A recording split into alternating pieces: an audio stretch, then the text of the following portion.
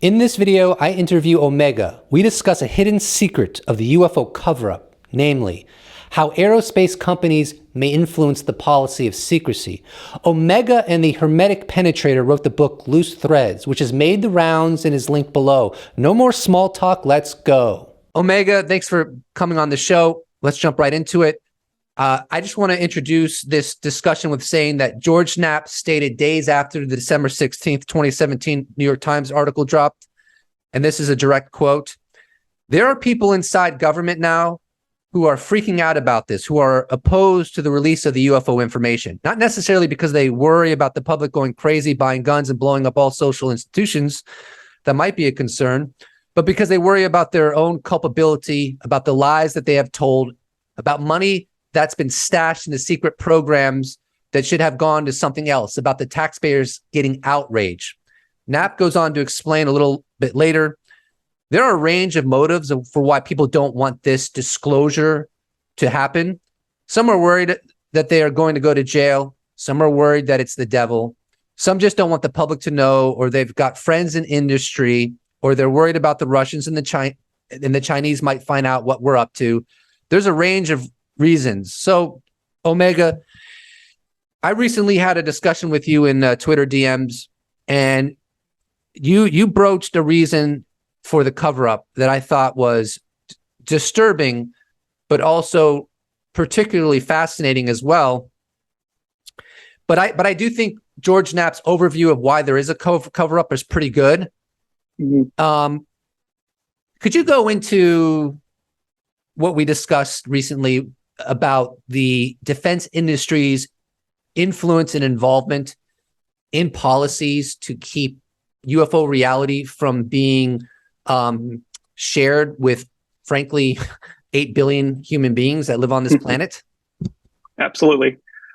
So first, I want to say that I definitely agree with George Knapp that there's almost certainly a lot of reasons for UFO secrecy, an organized cover-up. I think that we're beyond the pale on that. But I do think there's one aspect that, we got into the other day that isn't talked about as much as it probably should be, just because it's not interesting to talk about. It's not as sexy, if you will. It's not as dark. I mean, it is dark, but it's not archaic. And really what it comes down to is corporate behavior. So, they have PR campaigns, they have, mission statements and things like that. That would tell you otherwise, but corporations don't exist to provide goods and services. They don't exist to create jobs. They don't exist to keep you safe. They exist to make as much money as they possibly can. That's their stated purpose. If you take the money away, they're not going to exist anymore. They're not going to provide the goods and services. It doesn't matter if the demand is there. It doesn't matter if people are begging them to provide those goods and services. They're going to stop doing it. And so I think it's really important to keep that in mind as we talk about corporate behavior, and that we recognize that when we talk about, Lockheed Martin, when we talk about Boeing and Northrop Grumman and SAIC, these are defense contractors. They are private companies. They are corporate entities. So I thought it was interesting, to kind of look at this angle, and it's something that I've written about a little bit previously in some of my articles. But I want to do a little thought experiment. And I think this is sort of what catalyzed your interest in our kind of having this conversation.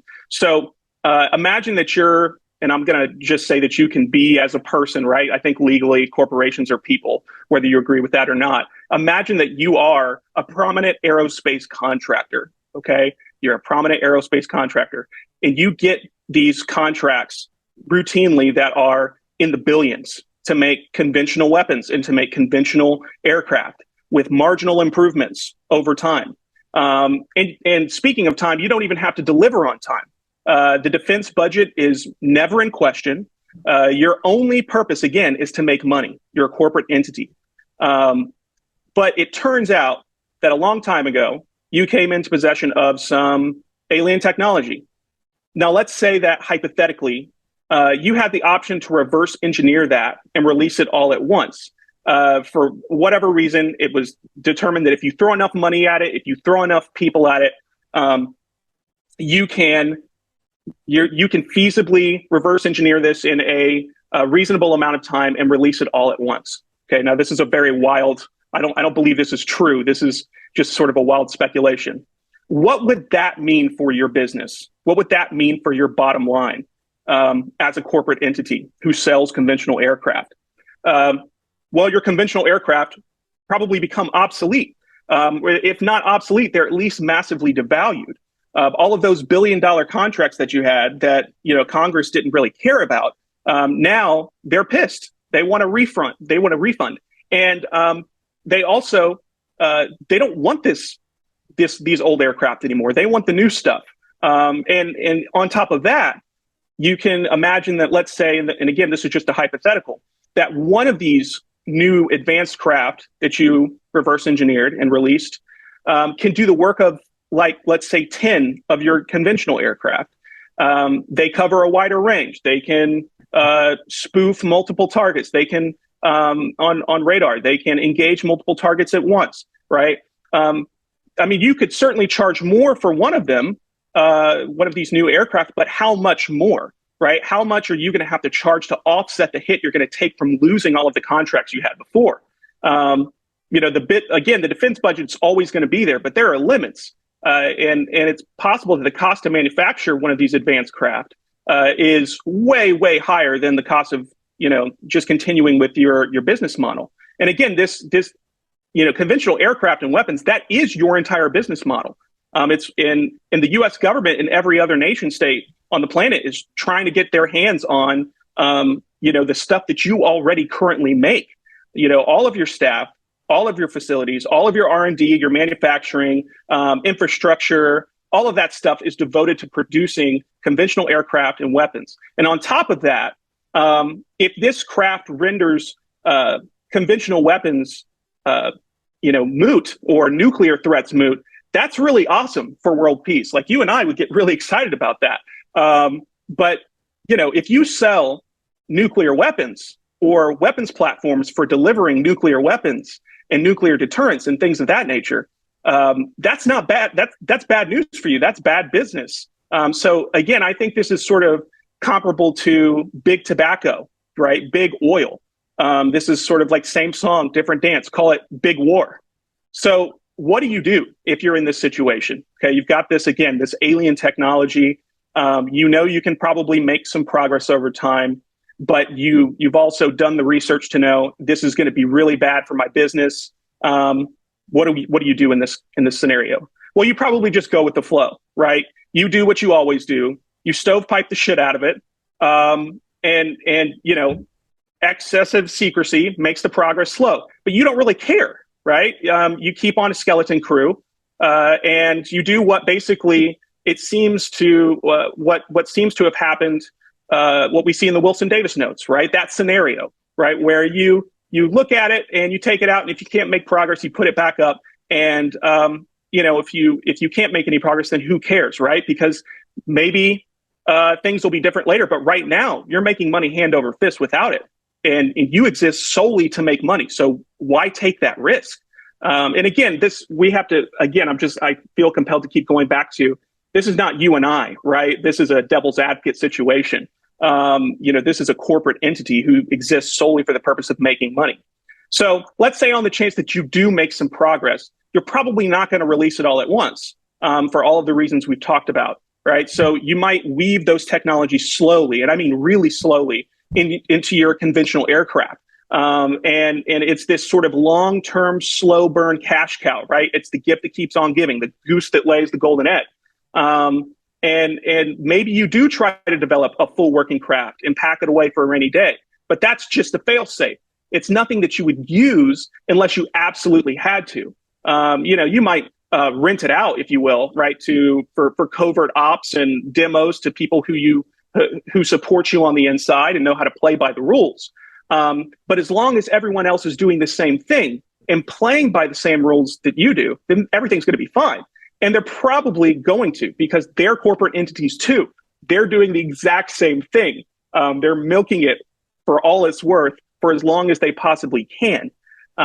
So from a money-making perspective, this is sort of brilliant, right? Even the people who know about the R&D programs, they believe that the lack of progress is just a stovepiping issue, right? It's not anything that can be helped. It's all about national security, right? This is just, and who doesn't love national security? But national security is a business. It's an important business, but it's a business.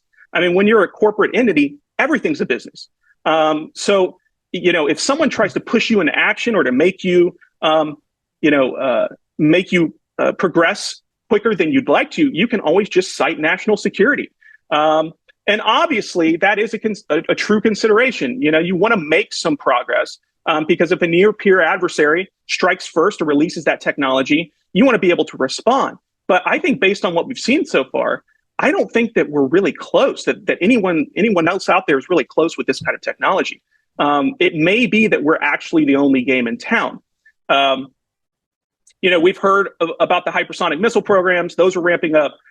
We've heard, to respond to developments in other countries like Russia and China. So maybe that does change the calculus some. But too much progress too quickly is bad for business. The status quo is good. It works for them. And so if you're, a defense contractor, if you're someone who makes warplanes and weapons, then it's probably in your best interest to keep this stuff going the way it's going. Now, as a caveat, I want to throw out there that I do think that there are more things at play here, right? Like I said at the beginning, but for me, when you're talking about corporate behavior, money is sort of like Occam's razor. If you can use money to explain something, then that's probably the best explanation. One thing that we discussed as well was sort of this idea that in Congress, you're not technically supposed to be able to regulate the same businesses that you have worked for in the past, or to leave after you've regulated them and go work for them in the future. But this happens all the time, right, in Congress. This is like one of the main issue with lobbying is you have people on the inside who are not really representing the interests of the people. They're representing the interests of the interest groups. And it's the same thing in the military and intelligence communities, right? They know that as soon as they leave, right, they're able and they retire from, whatever service or branch that they're affiliated with, that they're going to be able to go and, work with one of these defense contractors.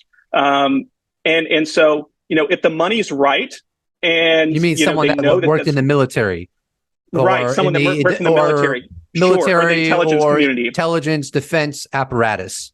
Absolutely. That they could, once they retire, they could get a nice job within the defense industry. And from what I've heard, ironically, sometimes their security clearance gets even higher when they leave government and go into like become an employee of Lockheed Martin or a similar defense company, right? That's right. Yeah, and they become company men before they're ever company men, and company ladies. I don't want to leave ladies out. Don't cancel me, please.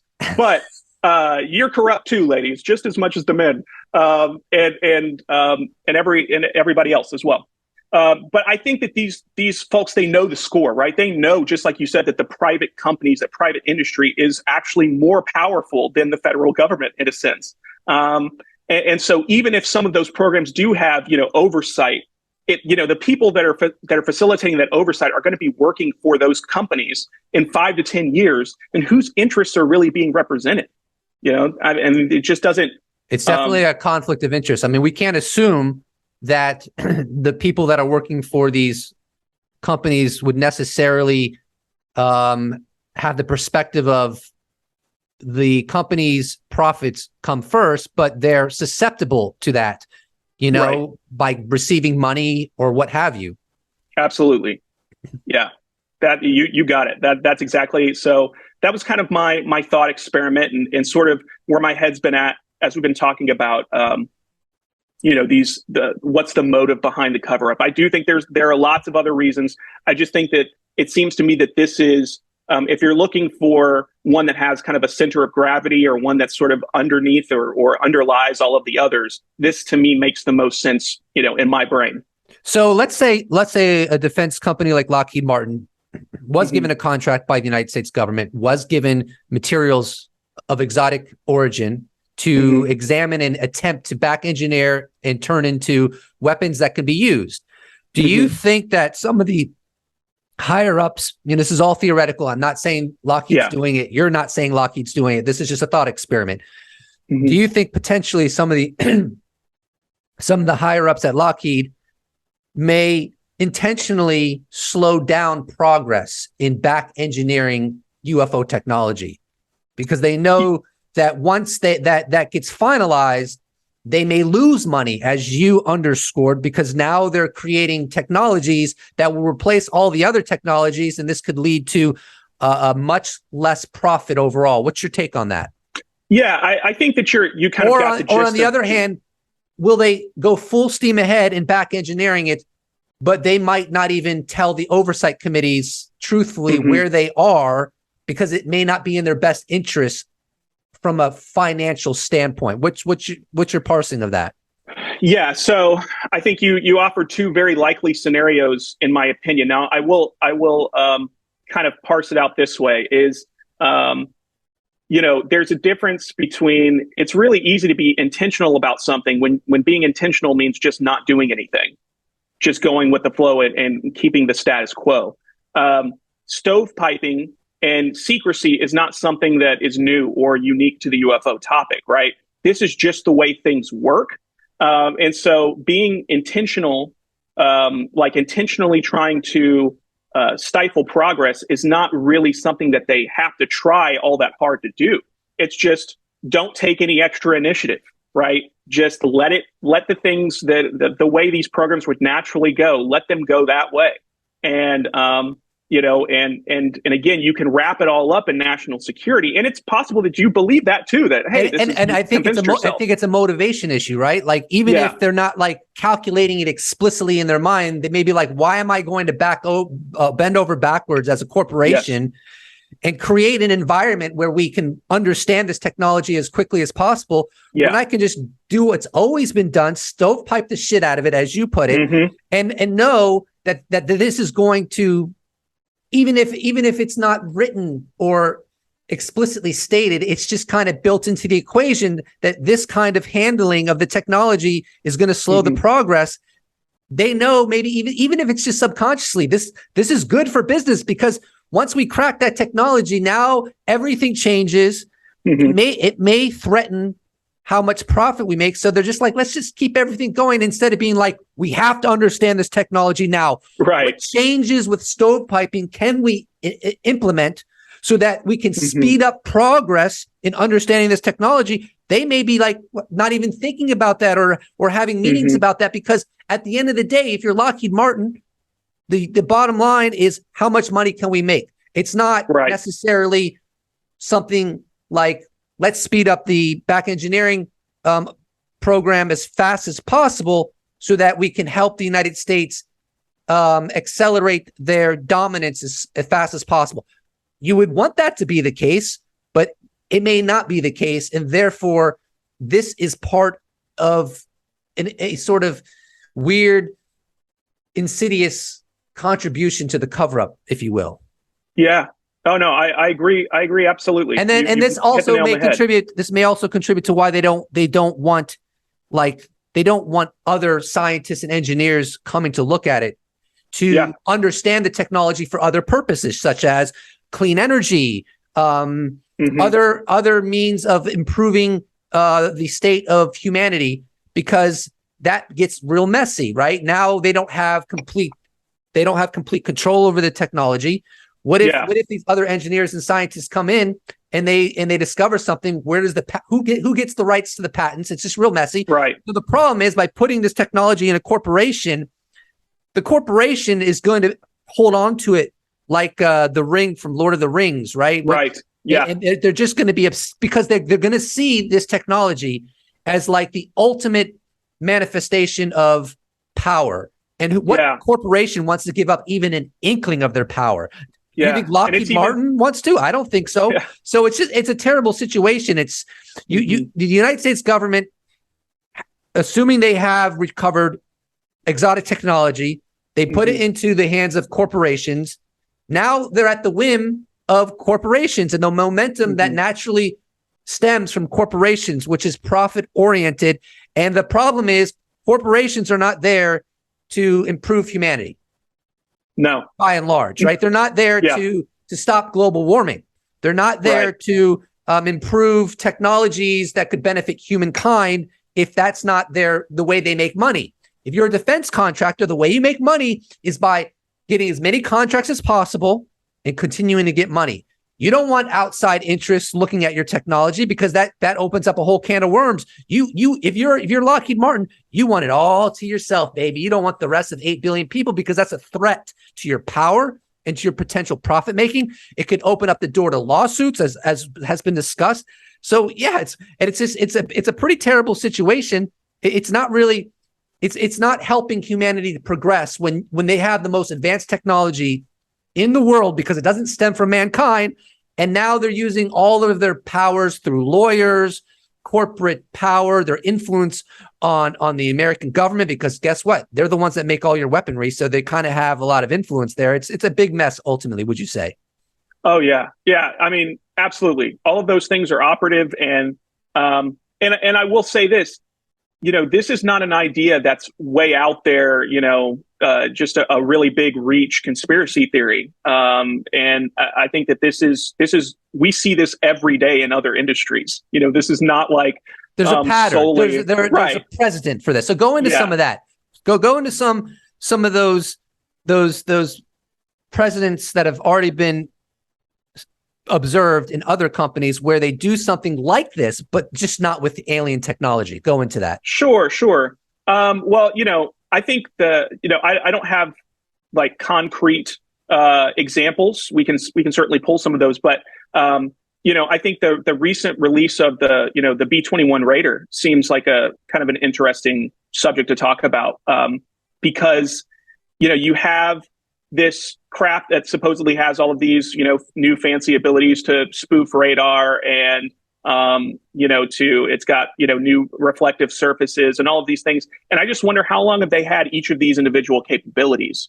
How long have those things existed, and been, on test aircraft and things of that nature that we just haven't seen. I think it's, and if we want to go outside of that, outside of defense contractors, I think you can almost look at, especially if you want to look at the tech industry and the sorts of things that they invest in and the sorts of companies that they buy years and years and years and years before they ever actually take what those companies make, those smaller companies, and weave them into their technology. And I think right now VR is one of these areas that is, we've got some tech that's coming into the space, but ultimately it feels like there are a lot of companies that aren't jumping all the way into it yet because they were waiting for someone else to kind of fire the opening salvo, right? They were waiting for somebody else to get into the game before they said, "Oh, hey, we're working on AR glasses. We're working on." All of these XR technologies and things as well. Where's Apple's device, right? And you can bet that when Apple's device comes out, it's going to be really nice, right? And I know they're working. There's been lots of rumors and things about like Apple glasses and things like that. But they don't put their stuff out there until it's ready, until they feel like they need to. So we still get the iPhones and we're going to be getting these for years and years and years to come. And they only make marginal improvements on these. I mean, that's sort of the meme with iPhone, right? And really with smartphones in general. They put a new UI on it. They slap a couple of additional features and we still line up like idiots, every year to buy them. When almost certainly they are working on some really advanced stuff that may not even be hardware based. You won't be holding it in your hands. But putting that stuff out right now would harm their profits, is what you're saying. Yeah. I mean, why would you? I mean, you're making the parallel between that and defense contractors with alien technology and why they don't feel an urgency to successfully back engineer that technology. So you're drawing that parallel. Is that correct? Yeah. I mean, and think about this, Ryan, you can only you can only buy what you can buy. You can only buy what's available. So, but if you can only buy what is it, the iPhone 14, right? That's what's available. And so if you're somebody who wants the best or you want the newest, that's what you're going to buy. There are no other options, right? I mean, you could go to a different maker and you'll just buy another device that has basically the same capabilities with a different UI, a different ecosystem or whatever, right? I feel like it's sort of the same thing going on in aerospace contractors and defense contractors more generally, where, what else is there but the B-21 Raider? Like that's what you're going to buy because that's what's there. That's what's available. It's not like they're running up against a lot of other competition. Like, well, if we don't get this B-21 Raider done really quickly and we don't crank it out, they're going to walk away and go to, some other company down the street. I mean, these contracts, they're in the billions, they're always there. So I don't see there being, a financial motivation to take all of these extraordinary technologies that would completely make your current business model obsolete and release them all at once. I think that an economist would tell you that's a really stupid idea. You are probably, and I'm not condoning it, I'm just saying that's just the reality of corporate behavior. You're going to take that and you're going to milk it for all it's worth for as long as you possibly can, because it's not just it's not about just making a bunch of money, in a flash, and then that's it, like one big score. It's about, creating this perpetual almost security that your company is going to be making billions, not just this year and the next 5 years, but for, the next 50 years and the next 100 years, right? Institutions exist to perpetuate institutions. And so it becomes a very self-serving system. And I do think that they work together, to some extent. They coordinate. They're not supposed to, right? But they can coordinate, especially if you have people that are within the military industrial complex that are able to sort of act as a liaison between the different military branches and services and your company and all of these various, defense contractors to make sure that everybody's playing by the same rules. Now, if someone breaks the rules and does start releasing this technology or maybe performing, operations and not taking with maybe some crap that they have reverse engineered and not taking the proper precautions, they're being really sloppy with it. Well, then, people are going to be upset about that. Maybe there does become an extra urgency to say, hey, somebody is out here breaking the rules. We're not sure who it is. It's not any, was it you? No, it wasn't us. Was it you? No, it wasn't me. And so maybe that does sort of light a fire and provide a monetary, some sort of a financial incentive to say we need to make progress on this. And that's sort of what we're seeing today, right, with the hypersonic missile stuff. And again, I know that, this idea that they haven't been working on hypersonic missiles or they didn't have these programs. I mean, they're just ramping things up publicly, right? There's a difference between, releasing a press statement and so that everybody in the whole world knows what you're doing versus what you've been doing, on the back end. So my question would be this, because it's one thing if Apple is intentionally upgrading their iPhone slowly because it benefits their profits, right? That's one thing. As a civilization, we can live with that, right?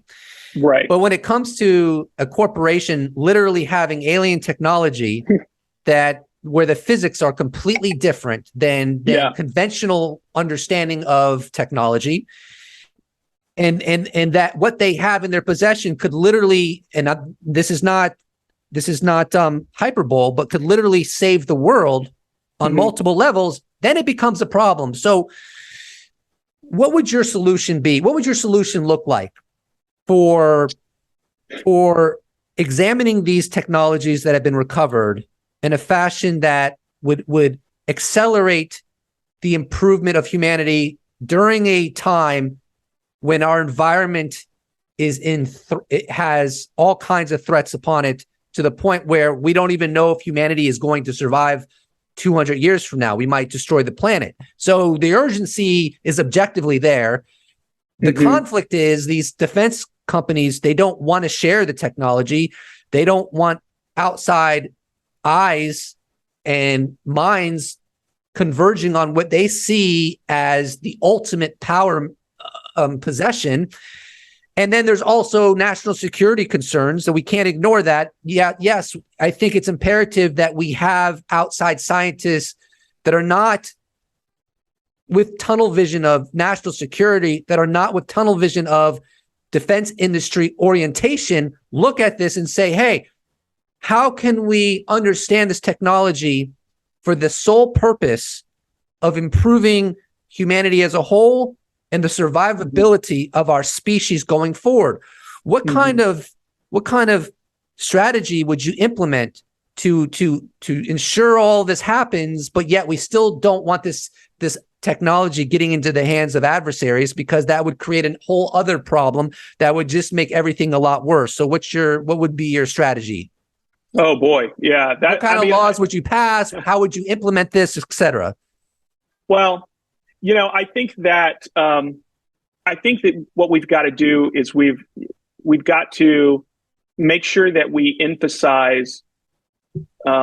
We've got to get oversight in place. I mean, I think honestly, what people inside are trying to do, right, the process that they've at least started, I mean, we hope, or it seems, is what needs to be done. We've got to make sure that we do have oversight. And honestly, in my opinion, it needs to be oversight, not just from within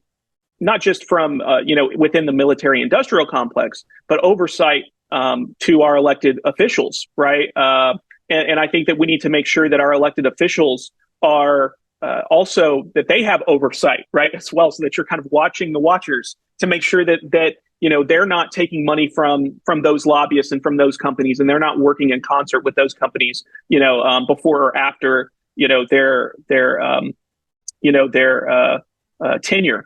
And so I think that's we have to have oversight, because ultimately, if we keep it, if the decisions around this are going to continue to be made by private institutions, it's never ever going to get out, ever.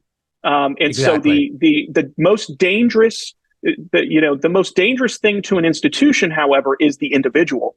And I think that's what we're seeing here is sort of a war between institutions and individuals.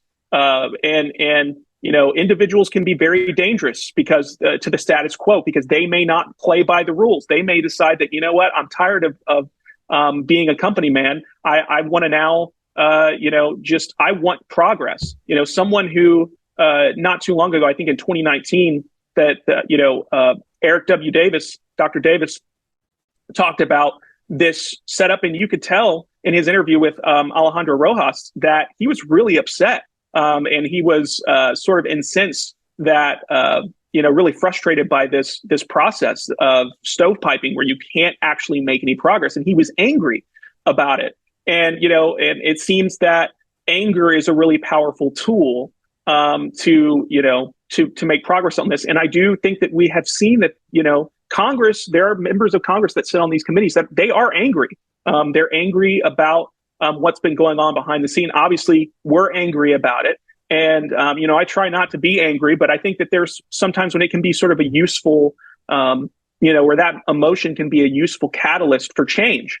And so I do think we need to be careful. We don't want to, I'm not an idiot, right? I'm naive, but not a total idiot. I don't want to see, this information given, I don't think we need to take out the craft and roll it out and cut it in half and show the entire public and the entire world how it works. I mean, that's, that would be irresponsible based on what we know about the human race at this point in time.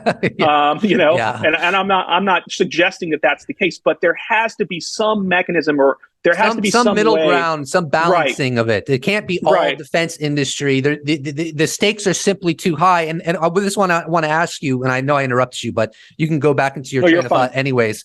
It just dawned on me. This is probably a big reason why even people in the Pentagon want to keep it secret, right? Yeah. Because they don't want a debate to emerge where now society is debating, how should we handle this alien technology? Should we or should we not allow other minds to come into the picture and look at this technology to ascertain how it can benefit humanity? Now, as long as the secrecy is in play, There is no debate, right? Sam Right. Harris is not talking about this. Eric Weinstein's not talking about this. Our greatest innovators are not talking about this. Peace activists are not talking about this. Even members of Congress, even our own elected officials are not having this discussion because there's no discussion to be had when the status quo is there is no alien technology. There are no UFOs. Yeah. Nothing has ever been retrieved. It's all malarkey, right? When that's the Yeah. status quo, the beauty of that, if you believe that national security takes precedence over everything, as some in the Pentagon may believe, the beauty of that is now a change of policy cannot be threatened one iota. There is no threat to the status quo when there is no discussion. Soon as you have disclosure, and it's no longer as the propaganda of the status quo, but like, hey, it's real. There are UFOs. There have, and I don't know if there have, but there is evidence pointing to it. There have been craft recovered. Now there's a whole discussion. Now, if you're like, you perceive yourself as the most patriotic person to ever live, and you're in the Pentagon, you're like, I understand the counter arguments, but my mission in life is to protect all 300, however many million Americans there are. I will do it to my death. I am absolutely patriotic. We need the cover up because the second the cover up was removed, now there's a debate on how to handle the recovered technology. That debate could lead to leaks. Those leaks could get into the hands of the Russians or the Chinese. I will not stand for it. I love my country. I love my people. We need a cover up. It's too dangerous not to have a cover up. This may be kind of some of the psychology going through some people in the Pentagon. But I would argue that you're not God. I would argue that the Constitution, the very American way, demands that policy is not dictated just by a few people in the Pentagon. Policy is dynamic. It involves the Congress. It involves the public. This is not North Korea. You can't in the name of national security flush the Constitution down the toilet. I'm sorry, you cannot. Even if it means the United States will have more risk than not. Guess what? It's really hard to penetrate North Korea. If you're the CIA and you want to get an agent into North Korea, it's next to impossible because of the dynamics of their society, because it's a police state. You can't use that rationale and say, okay, the America now must become a police state so that Russian and Chinese spies cannot penetrate our secrets. No one in the right mind would agree with that. In that same light, I would tell people in the Pentagon, you cannot dictate policy on this level just because it ensures to a greater degree that secrets will never be leaked. You know, when you live in a free society, you create an environment where, secrets are more likely to leak. But what you get in return is freedom. Right. American way. Now, look, I support the troops, man. I'm you know what? I'm not thrilled with like all this money going into defense industry, but hey, I ain't shedding a tear that now the American government has a B-21 Raider. I think it's an amazing deterrent. There's no question about it. I think it's great in some respects, because we live in a dangerous world.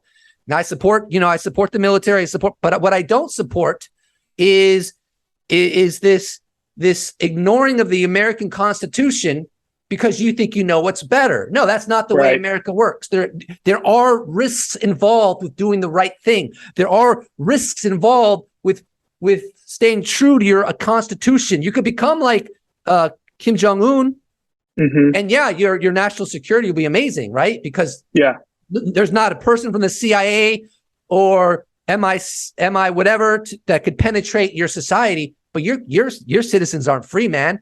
They're slaves. And I would argue on some level, we are slaves.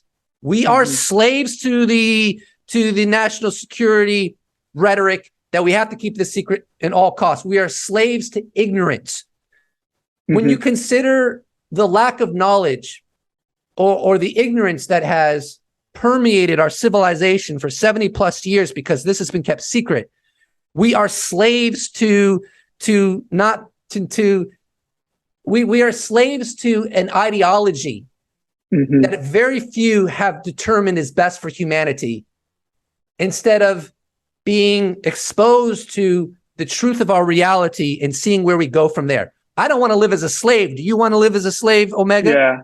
Yeah. I mean, I think that what you point out is really important. We do. It's very feudal, right? It is very much. There are those who believe that they are better positioned than anyone else to make decisions for a country, and yes, for even a species. Really, at this level, when we're talking about this significant of a development, I do think that even the fact that you have to caveat it. Well, I love the troops and everything, because that even just mentioning that, hey, maybe we shouldn't use every piece of technology that we find to murder other people, that you feel like I've got to caveat this and say that I love it just because to advance defense technology. Like if you recovered alien technology, I'm sorry, you have to allow other people to look at that. Maybe you have to change the structure, because that technology may be a means to further the health of our planet. You can't like it's, and even if you want to keep it completely secret, fine. Don't, like you said, you don't have to slice it in half and show it to the public, but you can't keep all 8 billion of us ignorant of our scientific reality in the name of national security. There has to be a balance that is achieved, and the balance is not achieved by propaganda and lying to your countrymen for 70 plus years. That is not a balance. Like, look, I'm all for national security. I support national security, but not at the expense of freedom and the American way. Yeah.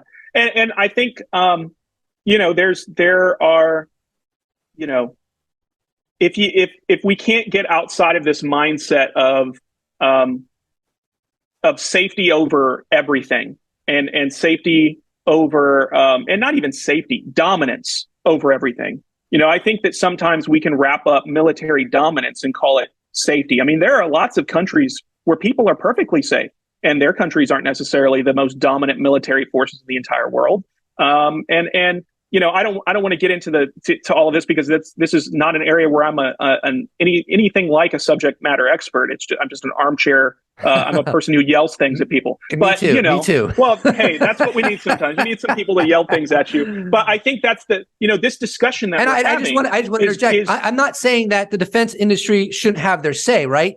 Like, no. When we have disclosure, let's hear their side of the story. Let's allow within the marketplace of ideas for their perspective to enter the discussion. But it's not fair for there to be zero discussion. That's right. And that's essentially what we have. And even this discussion we're having right now amongst ourselves, it's not a true discussion, because it's you and me, we're on the same side of this basically. And we're basically talking to a wall, right? You can't, and even at Congress, they find themselves, when they have a public hearing, right, they end up talking to a wall too, basically. They send two people who are supposed to know something, who obviously don't know something, or at least are very well versed at pretending like they have absolutely no idea about any of this. It's just it is gross and it's disgusting. And I think that we need to have these discussions. And like you said, that discussion is a slippery slope, because then it does bring to light, well, how long have you made, what did you know and when did you know it? And how long have you been keeping this a secret? But the bottom line is this: they're not going to do anything. Nothing will change until they are forced to do it. I think you're right about that. And I don't even know it, I don't even necessarily blame them for that. Sure. It's the system that is propagating that, right? Because there's no oversight. If you're a corporation, you're gonna corporation. You know what I mean? You're gonna do a corporation. It's just they're not here. They're not like this is not the Peace Corps. You know what I mean? They're a corporation. Fine, I get it. I'm not trying to demonize Lockheed Martin. I'm not trying to demonize national. I'm not trying to demonize defense companies. They do a lot of good work. They do help America in their national security. But the problem is we need oversight. Go ahead. Yeah, exactly. You summed it up perfectly. It's just realizing that these are corporate entities, and they're going to do what corporate entities do. And then, providing that oversight to make sure that gets taken care of, and that everything is moving along at a pace that is probably reasonable, right? That they are making progress, or at least doing everything that they possibly can to make progress in a responsible way. And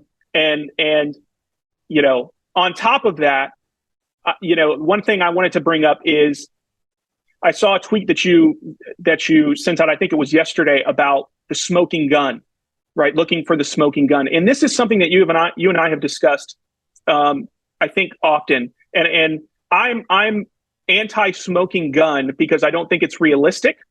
However, if there was a smoking gun, right? If, let's say, there was a way to prove without a doubt that the United States has been, they're the military industrial complex, or maybe even just the defense contractors, have been lying for years, not only about, their knowledge that UFOs are real and that UFOs maybe represent non-human intelligence, but that they've actually recovered craft and perhaps even reverse engineered some of those craft. If we get that kind of, I'll call it the wild card, if we get that wild card, then maybe that does become the catalyst to the thing that forces them to change, or at least forces them to make a public-facing effort to change, to come to the table, to have a discussion that blows the whole thing wide open. So the person that I'm really watching quite closely is James Fox. I'm watching James Fox like a hawk, and I love James Fox. I love Moment of Contact. And I am more credulous than incredulous. So when he says that there's video there and photographic evidence that shows non-human, beings that that exist, that he's seen or he's aware of, I believe him. He's been in this game for a long time, and if something like that comes, especially if it's internationally, it's not coming from the intelligence community, it's coming from outside of the country. I think that that's really significant.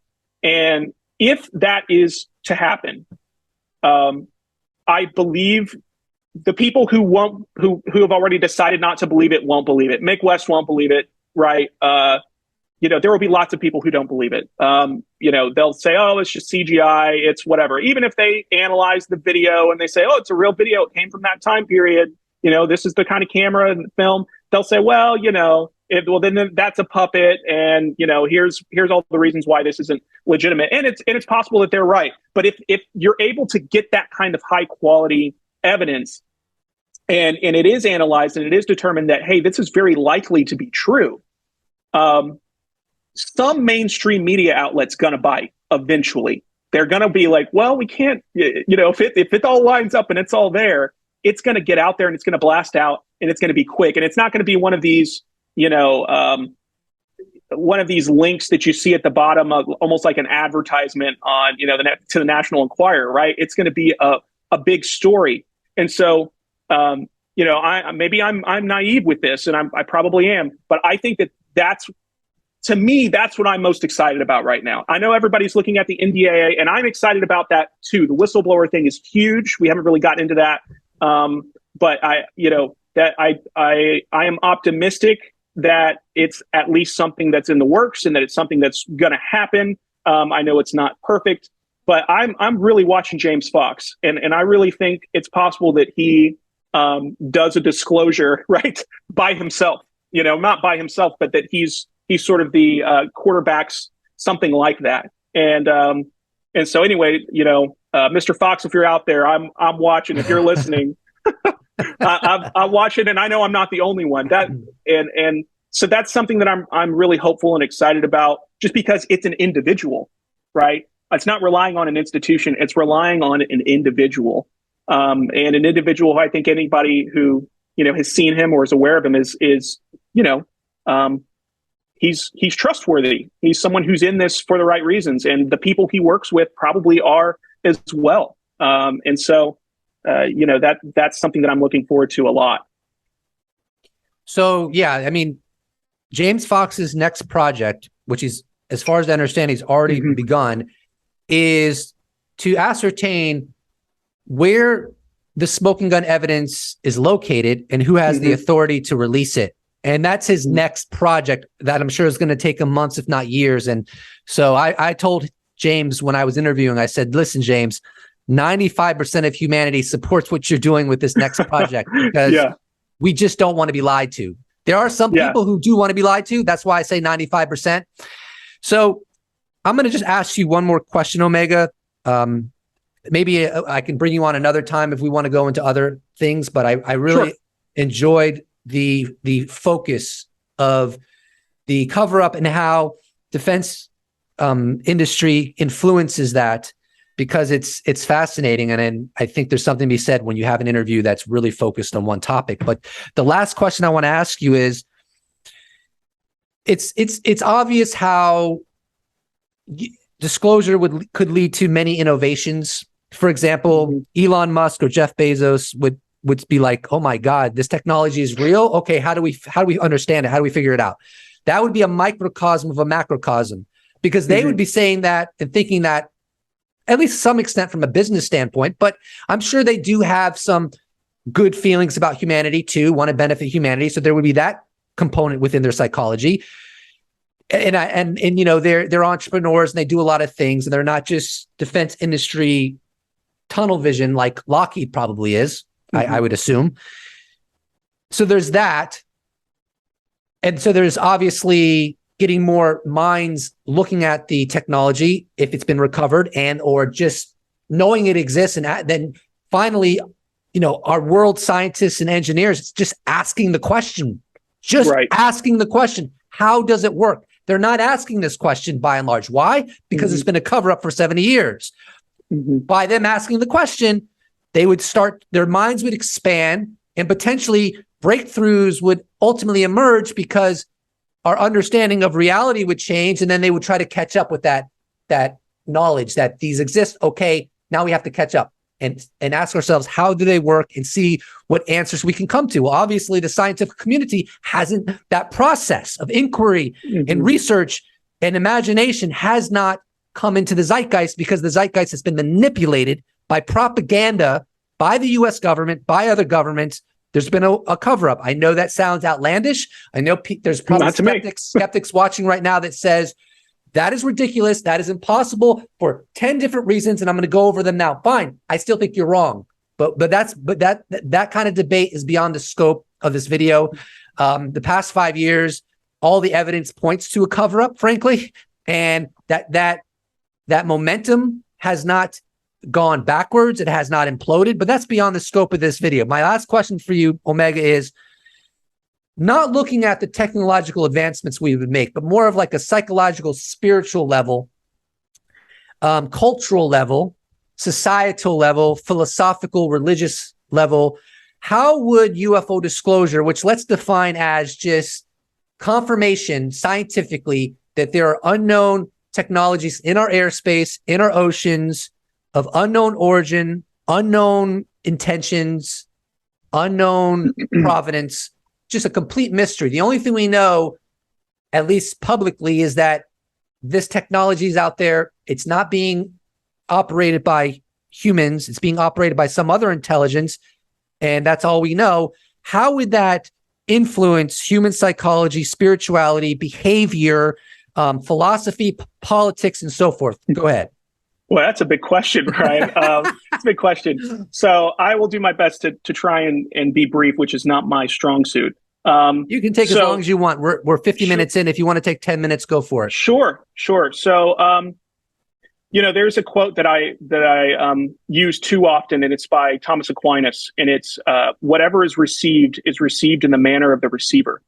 And so for me, when I look at anything, like especially something as large as, you know, UFO disclosure, not UFO disclosure, I'd really say non-human intelligence disclosure.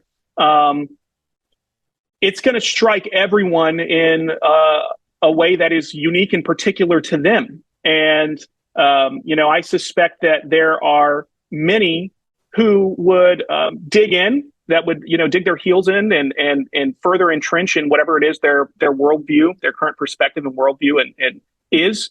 However, I do think that there would be potentially a huge number of people that it would create this ontological shock, right? It would create this this space, this opportunity for personal growth and, or at least asking those questions, right? We talked about the defense and the scientists and not asking the question.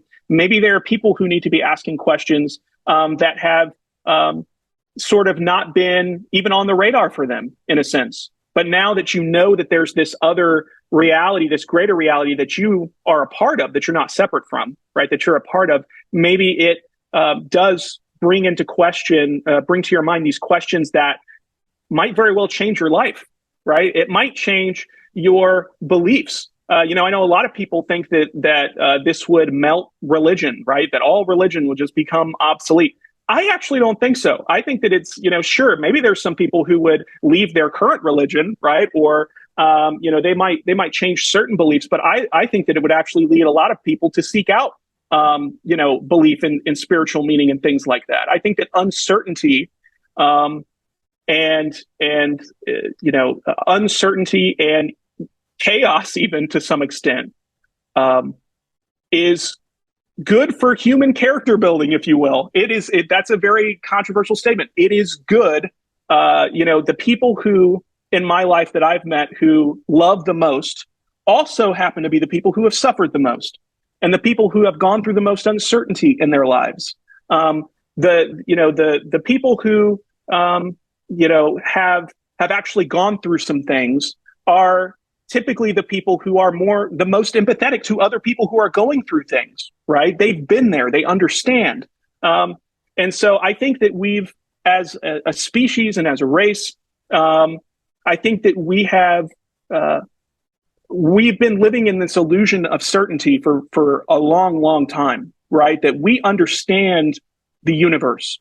There is no magic in the universe anymore. We've taken it all out. We've been able to analyze it out. We understand everything. We know, even if I don't understand it, some expert somewhere else understands it, right? Maybe I couldn't take those college classes, right? I wasn't able to do all the math or whatever, but someone out there has explained it all. And so, there's this idea that we live in a soulless universe, right? We live in a place that's dead and cold and is essentially nothing more than a happy accident, or maybe, depending on how your life goes, an unhappy accident. And so what I think that this does, at least this is the way it strikes me, and it convinces me not that there are these two levels where, there's this regular stuff, but then there's also this really special, supernatural, magical aspect of reality.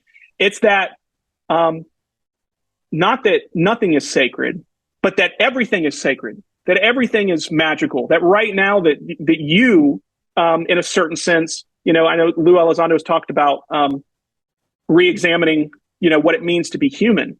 And for me, I think that those kinds of questions don't come up very often outside of some sort of, ontological shock or some, drastic revelation of this new part of the universe that you didn't know existed until now.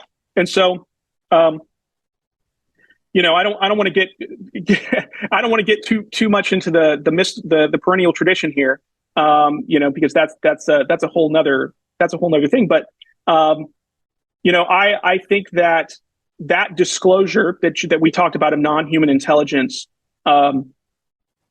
would provide the opportunity for growth, for consciousness, evolution, and growth, for, I think, a great many people. Or at least that's my hope. I don't know that. It's just a hope. And at this point, I think that most of our existential problems that we face as a species, as a planet, are human behavior. They cannot be separated from human behavior. That if we as a species, as individuals and collectively as groups would make different decisions, that if we changed our behavior, then we might be able to actually make it through this thing, right? We might be able to make it, there's light at the end of the tunnel if we'll just, if we can just stick together. But the status quo isn't going to work, right? Something's going to have to shake us up. Something's going to have to give us this opportunity for growth, to ask those questions, to be, sort of thrown into a liminal space of, a cloud of unknowing, and to let go of this illusion of certainty and embrace uncertainty, to a certain extent, to let go of all the answers and embrace the questions and sort of being invited into a dance, right? You're invited into this great mystery, that you can spend your whole life, searching for. And maybe that it's possible that you